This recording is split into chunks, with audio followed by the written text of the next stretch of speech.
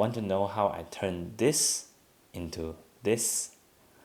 Long story short, this is all possible because of a plugin called Dehancer.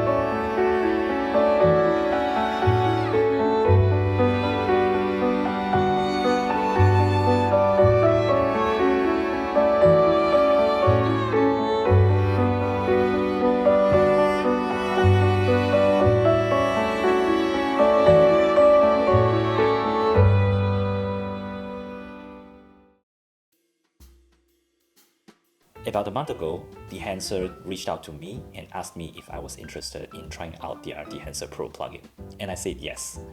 But a quick disclaimer, I'm not a professional colorist, I'm just a guy who enjoys making videos on YouTube. I also told them that despite getting free access to the plugin, I am still going to give my honest review of the plugin, and they will have no say over the contents of this review, which they acknowledged and agreed. So in this video, I'm going to show you how Dehancer Pro fit into my color grading workflow, how the plugin performs on Final Cut Pro on my 14-inch M1 Pro MacBook Pro, and finally, despite really liking this plugin, it's still not the solution for everything in my opinion. Now, I will show you how I go from vlog to the final look with Dehancer. Okay, so now I'm going to show you how I color grade using Dehancer in Final Cut Pro. The clips you see here are already graded, but I will show you how I get to this image from the raw footage, which looks like this. But before we go on, I highly recommend you to go to the workspace and select the color and effects. This will show you very helpful information that could help in your color grading. Now, the first instinct we get is to jump straight into Dehancer and start grading. But I usually start by making any exposure or white balance adjustments before grading. So let me go to the color tab here and add a color view, and let's rename it as exposure. So here I will adjust the make any exposure adjustments, but this clip already looks pretty good exposure wise and white balance wise. You can see from here these are quite accurate, so I'm just gonna leave it as it is. And from here it's very important to keep the exposure adjustment layer to be above the Dehancer Pro layer. Let me show you what I mean. So like for this clip, I have this the raw footage, the log footage looks like this. Here you can see that we actually do retain some of the sky, the highlights in the sky, but if you use just the dehancer layer, you can see that the sky is completely clipped and you cannot get anything. And let me show you what happens if the exposure layer is below the exposure layer is below the dehancer. Now even with the exposure here, even though I try my best to recover the highlights, I can never recover it and it's already lost. The highlight has been clipped. But if I put the exposure layer on top, now you can see that I have successfully recovered some of the highlight information in the sky here. You can even see some of the blue sky here, even though it still looks a little overexposed. But if I drag it further, now I can see the sky. So this is why it's important to put the exposure adjustment layer above the dehancer layer. So now let's get back to this clip, which I think already looks pretty good in terms of exposure and white balance. So I will skip the exposure and white balance step and go straight to the dehancer layer. But first, let's just remove the dehancer layer and we can start from scratch. So now there's nothing here except the previous exposure adjustments on the clips that I have. So now all of these are in log format. First, we start by adding the Dehancer Pro layer onto our clip here. The first thing you see on Dehancer is the input section. To sum it up, it is like a color space transform layer. So from the source selection, you have Rec 709, Rec 2020, Apple Gamma 2.0, Cineon Film Block, and Choose Camera. I'm going to select the Choose Camera and select Panasonic and Lumix S5 II. Format is Vlog. If your camera is on the list, use the Choose Camera option because that means Dehancer has specifically fine-tuned the color pipeline to match your camera's image. But if your camera is not on the list, say you have a Nikon and it's not on the list, like a Nikon Z8 or Z6 III, you can still use the Rec 709 option, but you will need to add a custom LUT layer on top.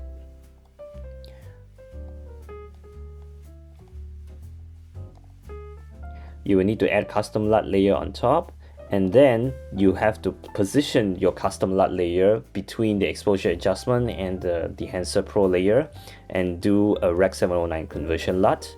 So I currently have a Panasonic Vlog to Rec 709, but if you have a Nikon, you can always use the Nikon N-Log to Rec 709. And now you can continue with this. So at the bottom of the input section, you have the exposure comp, temperature comp, and tint comp. This is basically your exposure and white balance adjustment. You can also do it in the Dehancer layer, but for me, I personally like to do it on a different layer to keep things more organized. The differential option below is basically a chromatic aberration correction feature, but unless you are shooting with a vintage glass with tons of chromatic aberration, you shouldn't need to mess around too much with the differential option. So for now, I'm gonna leave it as it is. Next is film. Here you have a ton of film profiles to choose from Cinestill to Fuji to Kodak and even some Polaroid ones. Definitely play around with different selection and see which one you like. But for the clips I have today, I'm going to go with the Kodak Go 200. Before we get to film developer, let's go to print. Basically, this is a selection for different kinds of film prints. This is because analog film will actually look different depending on what kind of photographic paper it was printed on. The default print is linear, which basically means it looks the purest without any influence of photographic paper. Personally, I find the linear options to be a little too vanilla for my taste. If you really want the cinematic film look, I highly recommend you to use either the Fujifilm print film or the Kodak print film. Let's try. Yeah, here you can see that both of this already looks much better than the linear one, which looks a little more flat, but I think linear is still better than Cineon film log and the Kodak Endura glossy paper, because those never look quite right in my opinion. I would suggest you to go for the Fujifilm print film or the Kodak print film. And since we are using a Kodak Go 200, let's go with the Kodak print film. Now let's get back to film developer. I think film developer is where a lot of the magic happens. If you look at the image right here, right now, you may find the image to still not have enough contrast or saturation. So let's go to the film developer here and tweak the contrast boost setting. Maybe let's add it to around 36, and let's increase this 36. That's a very subtle change with the contrast boost, but if you want more, you can actually just go here and let's adjust the gamma correction to be somewhere around here. And I still feel it lacks a bit in the saturation department, so let's give the color boost a little boost to around 32. Here you can already see that the before and after, it already looks a lot better than before. So I think film developer is something that definitely you can experiment around and to find the best results that you want. So for my clips here, I never messed around with the film compression and expand, but from what I understand, that allows you to simulate the analog film tonal range. But since everything already looks good into my eye, so I just left it as it is. Next is color hit. So color hit is where you can make very subtle adjustments to the color tint of your image. If your white balance is off, this is not the place to fix it. You should do it in the separate layer in the exposure and white balance adjustments. Go to your color views and tweak your white balance there. But if you have a very specific color tint you want to go for, this is where you do it. So I'm just gonna change the yellow blue option to maybe around -4, -5. Magenta green, maybe let's put it to around -3. Oh, let's enable this. I forgot to enable this. Okay, let's enable this. Yeah, let's enable this, and you can see how the change happens in real time. So let's put the yellow blue to maybe around -4, and the magenta green to maybe around -3. And the cyan and red, maybe let's put it to +4. Yeah. So now I think this looks quite good, but I find the image to look maybe a little too magenta. So especially in the shadow region, I think it's a little too magenta. So maybe here, down here in the shadows tone, let's minus this to around -33. Yeah, and now it looks quite good. So next is film grain, halation, and bloom effects. First, let's talk about film grain. There are many presets and even a custom mode where you can really customize the film grain, the look of your film grain here. But I'm just gonna stick with 35mm ISO 250 because I think that already looks pretty good, and I just don't want to mess around too much with the settings, with the custom modes. The same goes to halation and bloom. Let's enable them.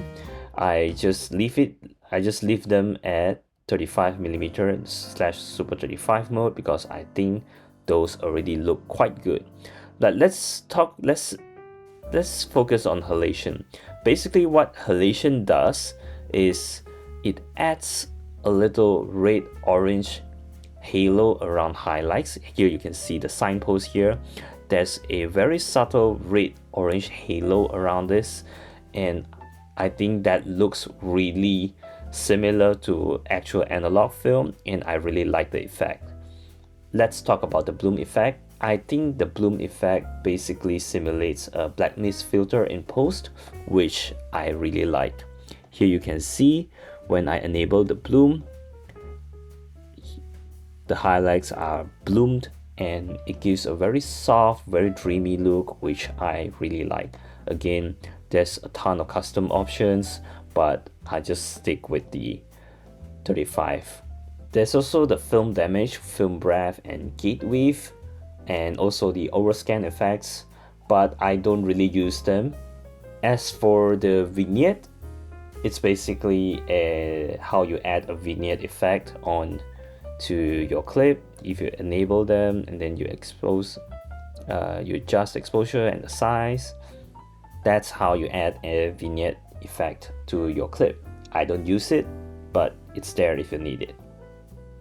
And finally, we have the monitor section, which gives you false color and clipping indication. And the output section, which basically is a LUT opacity / intensity slider. So if you think everything is too intense, you want to dial it down a bit, you can do it here in the output. And lastly, we have the LUT generator, where you can generate everything you have done here as a custom LUT. But the LUT here only contains the color grade information, and effects like film grain, halation, and bloom do not get baked into the LUT. But I still think it's a very neat feature, especially for Lumix users using one of the newer Lumix cameras. You can load the custom LUTs into your camera, and then you can shoot photos using real-time LUT feature on your Lumix cameras. And that's it for the demo and tutorial. Let's get back to the video. Now let's talk about performance. Dehancer is a very demanding plugin to run. On my 14-inch M1 Pro MacBook Pro with 16 gigs of RAM, using Dehancer with multiple effects enabled will slow down playback on Final Cut Pro quite noticeably. First, I thought I must have done something wrong, but after searching online, I've found that other people using the exact same computer with the exact same specs as I do also had similar performance issues with Dehancers. Dehancer can also be a little buggy at times. Here you see when I try to choose camera, I cannot select and it's basically non-responsive unless I delete this, and yeah, it's still not working.